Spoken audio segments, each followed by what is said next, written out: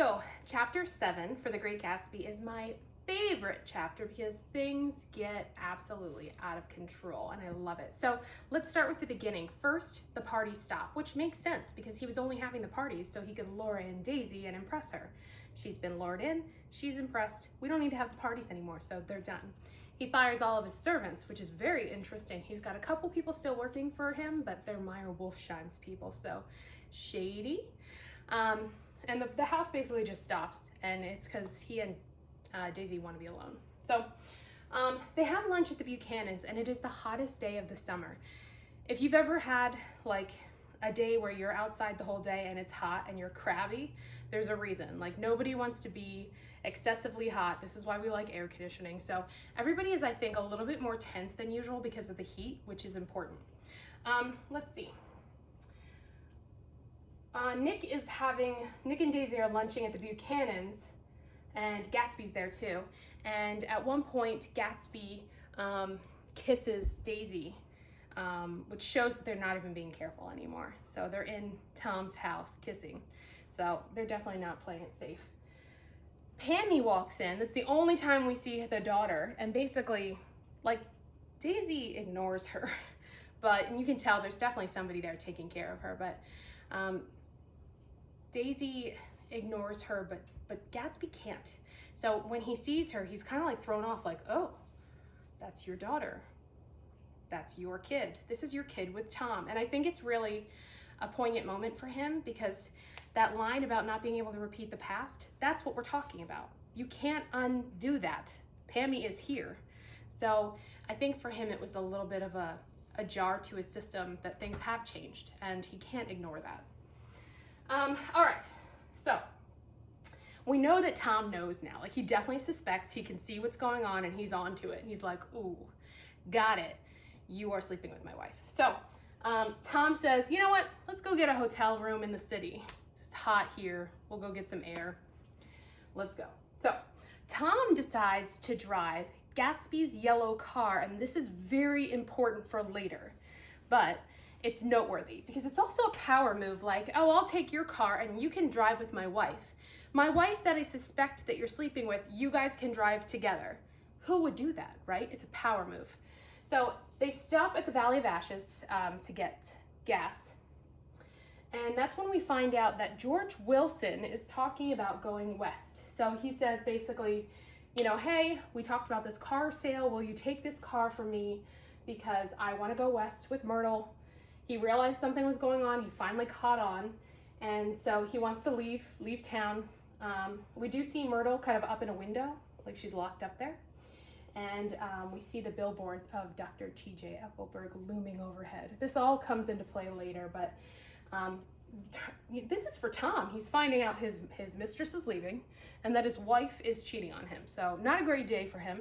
And I think he does feel threatened by the loss of these women because the only reason he had multiple women, he enjoys the power. He's a misogynist and a sexist and a pig and I hate him, but he really enjoys having multiple women. He's about to lose them all. Things get nuts here.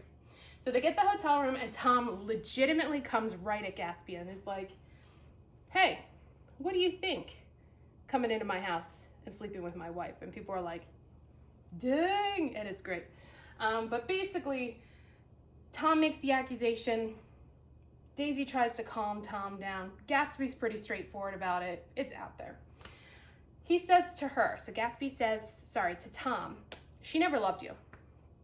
So this is done because she really never loved you.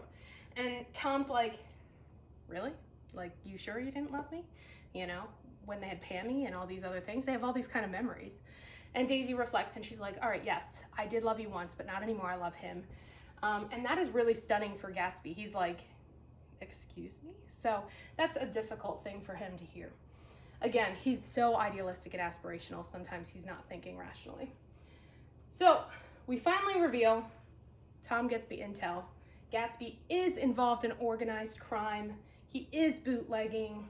Daisy's now scared because this is illegal and she doesn't want to get in trouble and she's kind of a delicate lady.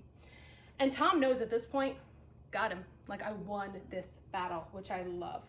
And they leave. And again, he says, go ahead, take take my wife, you guys can drive home.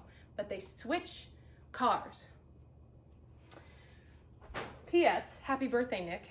Sorry your party's so lame. They just realized, Nick just goes, oh, happy birthday to me, I'm 30. And you're like, dude, you feel so bad for Nick the whole time. Bam. So we hear about an accident. Perspective changes. We hear from Michaelis instead, who's this Greek mechanic. And so the story shifts in the way it's being told now, which I think is really interesting. But we essentially hear that there's been a car accident, that a woman has been killed. Myrtle, who was locked upstairs, looks out and she sees the car that Tom had been driving and thought, Tom came back for me. Breaks out, because apparently George was like holding her hostage up there. Breaks out, runs outside, bam, splat, hit, super dead, body parts. It's really gross, but she's dead. So Myrtle, dead. And then there's kind of the confusion over like, well, who was driving? Like whose car was what? And like Tom has to clarify that he wasn't in that car, that they switched, and that the driver would have been Gatsby. So now George Wilson thinks that Gatsby killed his wife. But then when we get back to the house, we get revealed by Nick from Gatsby that the driver was Daisy. Everybody asked me this question, so let me address it now. In my opinion, it was an accident, legitimately. She was very upset. She shouldn't have been driving. Women at the time really didn't drive much. I don't necessarily even think she had a license. She just like wanted to drive. She said it was to calm her nerves. We know that you should not drive cars when you're rattled.